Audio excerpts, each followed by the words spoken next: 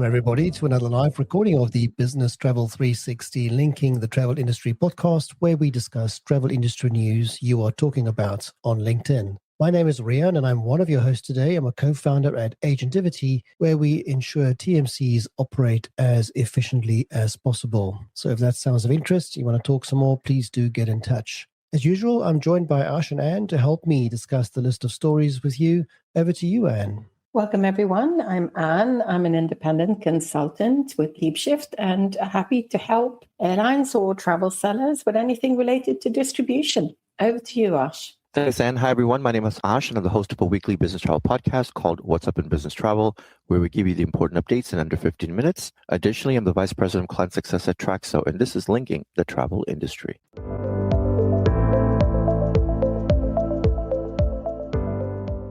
Thank you both for joining me. We have a very busy list of stories today, quite a lot to cover. If you're new to the event, this format here is a quick, ideally non-biased and spontaneous review of the previous week's top LinkedIn stories. So welcome back, everybody, and thank you for joining us. The first story that stood out for us was the news that Kayak CEO Steve Hafner is leaving his role after 22 years at the company. And we saw that in a post by Dennis Schall from Skift. I think the headline's a little bit misleading. It tries to make the impression that he's leaving the company, but he's not leaving the company, he's just leaving his post. The other thing also is that it's quite obvious that in order for Kayak to succeed long term, someone needs to go back to the boardroom and start to draw up the future of Kayak. I think that that's what Steve is doing in this case. He's taking on a new role within the AI area, which is really the most important area for their company. I don't envision that he's leaving the company. I think this is a case where he's actually going to reinvent the company. I love the optimism. Whatever you have in your coffee, Ash, I'll have some as well. That's great. So, no, I like that, really. I mean, it's great. Maybe, allowing him to be focused on something to reinvent is what's happening there. So let's hope.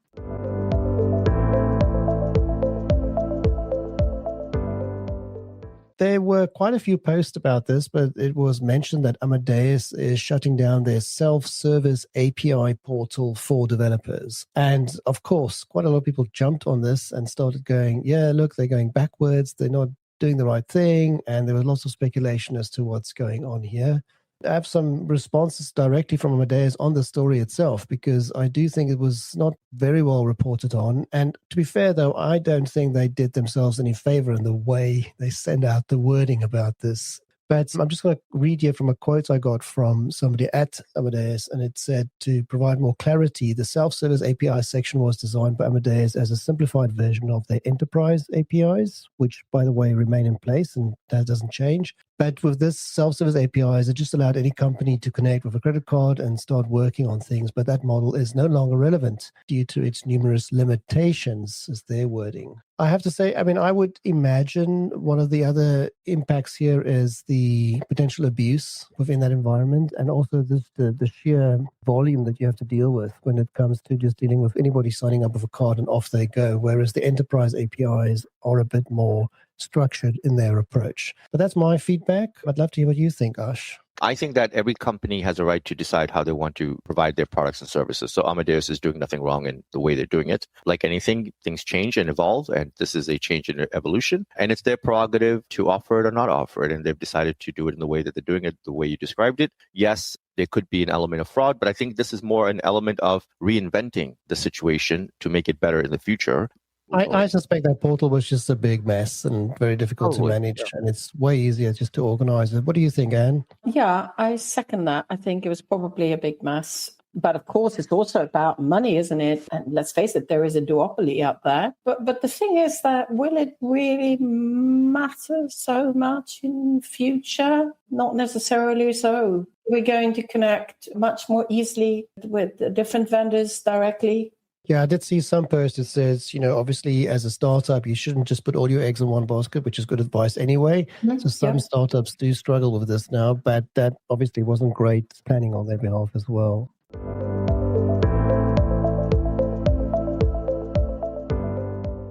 So Sabre wasn't slow in their response. And they did a little post where they just said, hello, if you want to get access to our API, so you can visit our developer portal, still available. to all the ambitious companies in travel. Well played, Sabre. I mean, taking an opportunity there and using it. So fair enough. And I mean, everyone in the industry is talking about how it must be more accessible, how it must be more open. That, I keep sounding like a broken record when I say that one of the biggest problems we have is that the majority of airlines in the world don't own and control their own API. A strong focus on own. Somebody else owns it.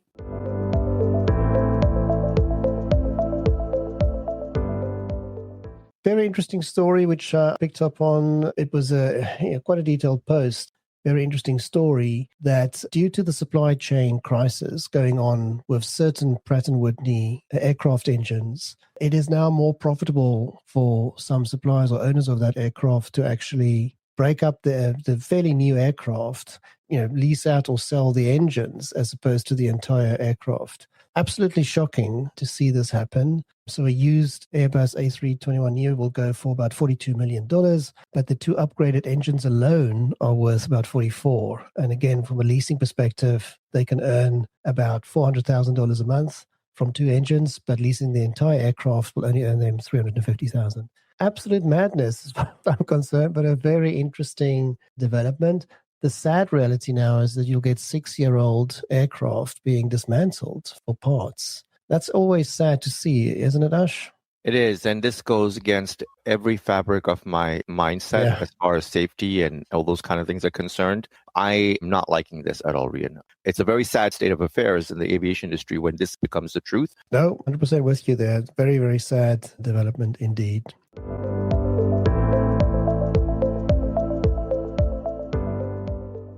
Wizz Air was in the news, and in fact, I mentioned only 2 reasons why they were in the news, but as it turns out, they were also in the news for a third reason.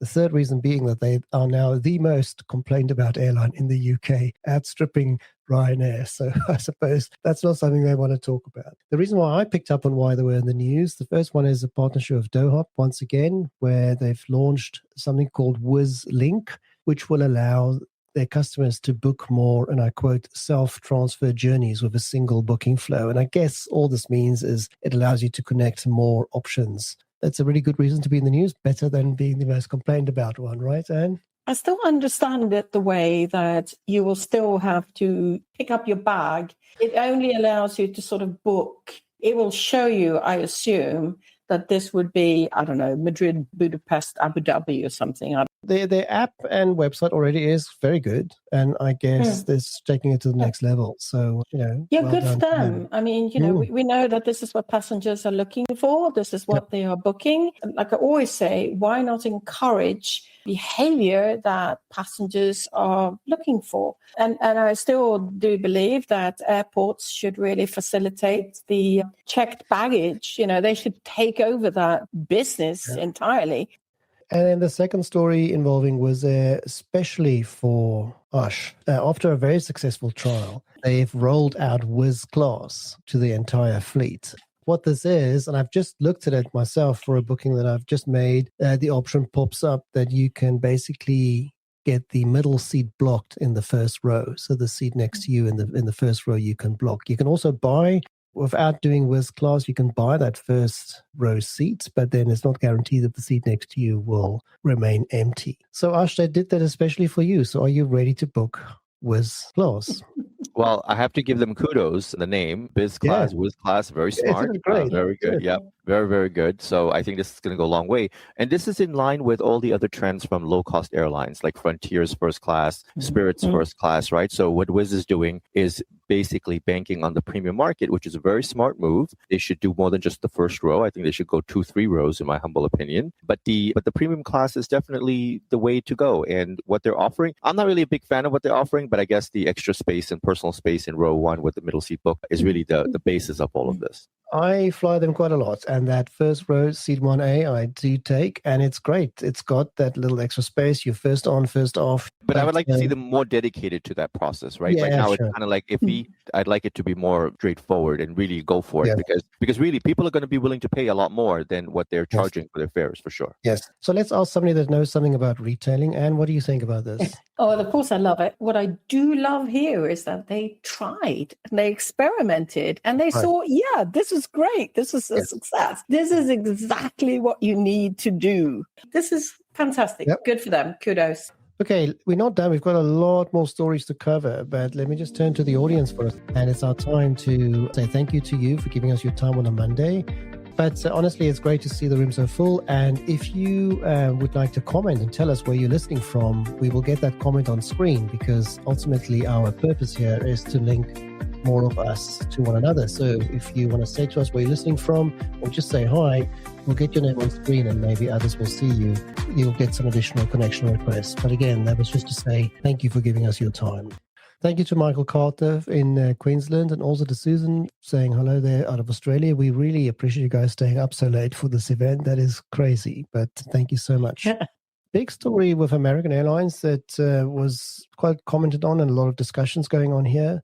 The fact that the unions for American airline flight attendants and pilots, they say they've lost faith in management's ability to steady the airline after another year of weak profits and poor on-time performance, and they are actually asking for the CEO to leave. Ash, I know the story you picked up on as well. What do you make of this?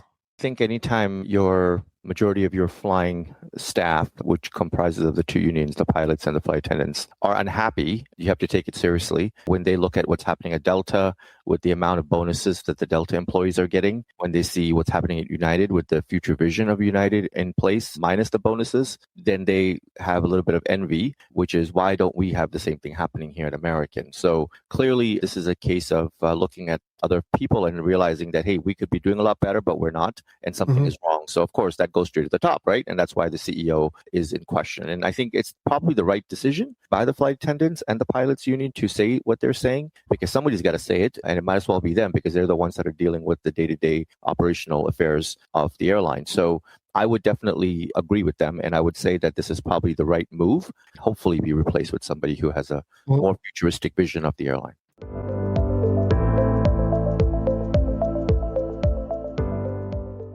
And then a story that I really like a lot, which is the announcement that AirAsia is now definitely going to fly to London via Bahrain, and they're going to start as soon as this year already. We did mention this last year, that they were exploring Bahrain as a hub or place to refuel and continue from there, etc. And it seems to be confirmed, and I believe they're talking about flights as early as June this year. So, Anne, you and I both love this airline and what they're doing. So are we going to hop on a plane and go to Cool? Yes, I would love to. I'd love to. And I'd love to visit Bahrain because I've never been. No, it makes sense. It really does make sense. Just stop the bus right there, Anne. I was going to, on the previous comment, I was going to say we should run a quiz on let's guess where Anne has not lived or been before. That would be 4 questions. Did you just say that you haven't been to Bahrain? No, never. Even I have been to Bahrain. Wow, that is unbelievable. Sorry, I had to stop it there, Ash. That's just unheard of, right? A place where Anne hasn't been. We're gonna do this, right? But sorry, I was interrupting your comment. This is a very clever move of them, right? To use Bahrain as opposed to the other 2 or 3 major Middle Eastern destinations, right? So unexplored previous hub. It's in the right area. It's soon becoming the sort of center of the world, isn't it?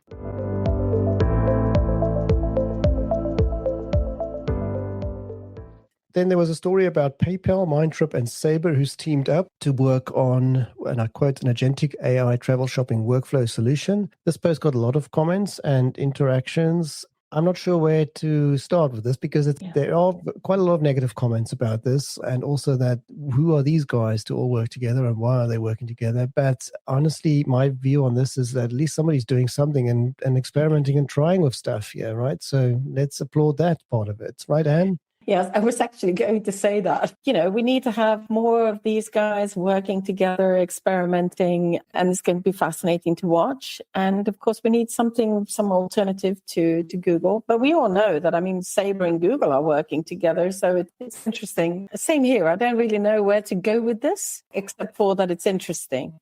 Okay, Ksenia, thank you for saying hello there. And great to have you back as well. That is cool. I think those were the list of stories on my list from last week. And I believe you do have an extra story for us relating to Air Baltic. Yes, that was a post by Andrei Grekov. According to the Minister of Latvia, Air Baltic has until 30th of June to secure funding. Otherwise, the airline fails. So lots of speculation, of course, since we know that we've been talking about this, how Lufthansa acquired 10% of the airline. So is this going to be an opportunity then for Lufthansa to acquire the rest of the airline? It's edging closer and closer to Asher's wish that there should just be an airline called European Airlines. EU Airlines. Sorry. But actually, you've got a bit of a point there, Ash, because when you look at the Baltic states, I really don't understand why they don't have one Baltic airline that could represent all three countries. It's hard to manage an airline with that kind of passenger numbers, from your origin country. Yeah. Sometimes I say things without realizing how valuable and important they are. Absolutely. Okay, Ash, any extra stories from your side? Yes, I'll give you two good stories. One is that Southwest has decided to leave Viasat and install Starlink. Okay. They will be the third U.S. airline to partner. So United is one of them, Hawaiian Airlines is the other, and now we have Southwest. So this is, of course, free for all Rapid Rewards loyalty members. So that's a good move. And then the other one I want to mention is Uber is launching autonomous rides in 15 more global cities.